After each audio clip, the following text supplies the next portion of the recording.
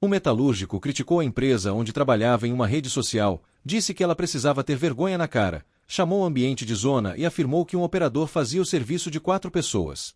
Depois disso, foi demitido por justa causa. Ele conseguiu uma decisão para voltar imediatamente ao emprego, mas a reintegração foi derrubada pelo Tribunal Regional e depois, pelo TST. Então o TST confirmou a justa causa? Não. E esse é o ponto mais importante do caso. O trabalhador era empregado da Companhia Brasileira de Alumínio, a CBA. O comentário foi publicado em uma postagem institucional sobre os 70 anos da empresa. Segundo a notícia divulgada pelo TST, ele começou parabenizando a companhia, mas, em seguida, afirmou que a empresa precisava ter vergonha na cara, porque um operador fazia o serviço de 4 pessoas. Também pediu que o presidente visitasse a unidade sem a companhia dos gerentes, para ver, segundo suas palavras, a zona que tá isso aqui. E acrescentou que era uma vergonha os operadores sofrerem acidentes por falta de mão de obra. A publicação completa não foi divulgada. Portanto, não sabemos se havia outras frases, respostas, comentários anteriores ou algum contexto adicional. Isso é importante porque a manifestação não continha apenas expressões ofensivas. Ela também trazia 3 reclamações concretas: baixos salários, sobrecarga de trabalho e risco de acidentes. Por isso, o processo envolve 2 discussões. A primeira é o conteúdo da crítica. O empregado pode denunciar condições ruins, excesso de trabalho e riscos à segurança? Em princípio, sim.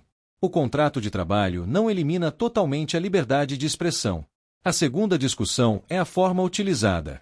Expressões como vergonha na cara e zona podem ser consideradas desrespeitosas e incompatíveis com os deveres da relação de emprego. A verdadeira pergunta, portanto, é esta: a linguagem foi grave o suficiente para tornar impossível a continuidade do contrato? A empresa afirmou que o comentário ofendeu seu presidente, prejudicou sua imagem, comprometeu o clima organizacional e incentivou a indisciplina. Mas essas alegações ainda precisam ser provadas. Será necessário verificar quem viu a publicação, se houve repercussão real, tumulto interno, prejuízo concreto à imagem da empresa ou incentivo a outros empregados. Depois da demissão, o trabalhador pediu uma medida urgente para voltar ao emprego antes do julgamento final. A Vara do Trabalho concedeu a reintegração. O Tribunal Regional suspendeu essa ordem. E o TST manteve o trabalhador afastado. Mas atenção, o TST não decidiu que a justa causa foi válida. O tribunal entendeu apenas que, naquele momento, não havia prova suficientemente clara para impor uma reintegração imediata. A validade da demissão ainda será julgada no processo principal. O juiz deverá analisar o conteúdo integral da publicação, o contexto, a autoria, a repercussão, os antecedentes funcionais do empregado e a proporcionalidade da penalidade. E aqui está outro ponto decisivo. A justa causa é a punição máxima. Não basta que o comentário tenha sido rude, inconveniente ou desagradável. A empresa deverá demonstrar que a conduta teve gravidade suficiente para romper definitivamente a confiança. Também será preciso perguntar: uma advertência seria suficiente? Uma suspensão resolveria? O trabalhador já tinha punições anteriores? A empresa agiu imediatamente depois de descobrir o comentário? As denúncias sobre falta de pessoal e acidentes eram verdadeiras? Tudo isso pode mudar o resultado. Se o empregado realmente denunciava riscos concretos à segurança, esse contexto poderá pesar a seu favor. Isso não torna as palavras ofensivas automaticamente aceitáveis, mas impede que a publicação seja analisada como um simples ataque pessoal.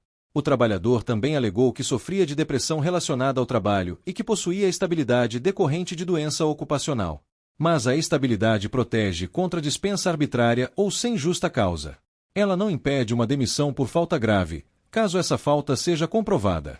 Assim, se a justa causa for mantida, a estabilidade não garantirá sua volta ao emprego. Se a justa causa for anulada, a estabilidade poderá justificar a reintegração ou o pagamento de uma indenização. Há ainda um erro curioso na notícia. O título chamou a CBA de estatal. Mas a Companhia Brasileira de Alumínio não é uma estatal. É uma sociedade anônima de capital aberto e integra o portfólio da Votorantim. Esse erro não muda a decisão, mas precisa ser esclarecido. O que esse caso ensina? Criticar a empresa nas redes sociais não gera automaticamente uma justa causa válida.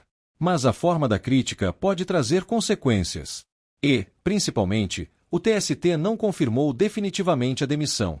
Apenas afastou a reintegração antecipada porque ainda faltam provas.